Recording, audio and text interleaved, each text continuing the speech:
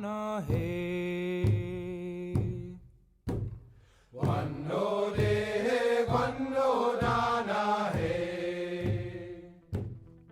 I get really excited about life cycle planning because it's not just the construction of the project that you need to be worried about, it's following that asset to the end of its useful life, including all the maintenance in between. And when you're using tools like life cycle investment models, you're able to project how much money you need at a certain point in time to replace that aging infrastructure. It also gives you the ability to analyze any trade-offs between service cost and risk.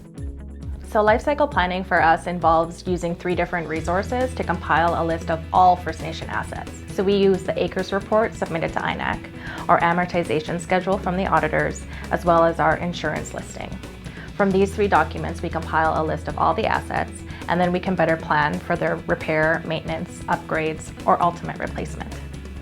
Being able to show the community the amount of reserve funding that you need to be prepared in order to keep your assets at a level that's going to meet the service needs for the community.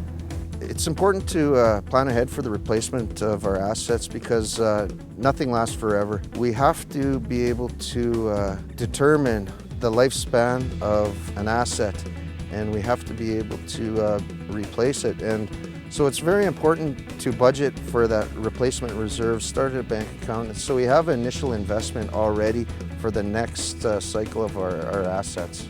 If you don't do life cycle planning, you open yourself up to multiple risks such as health and safety risks, liability risks, financial risks that could ultimately end up affecting operations of the band. Life cycle planning also helps you manage your funds better.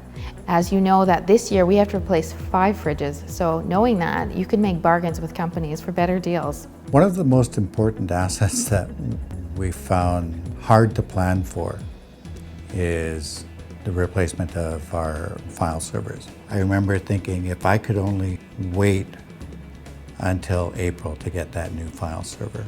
And much like everything else, if you plan for something bad to happen, quite often it does.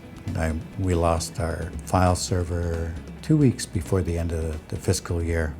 The amount of effort to replace the file server and planning that has to go into redoing all of your document management is something that is worth planning for.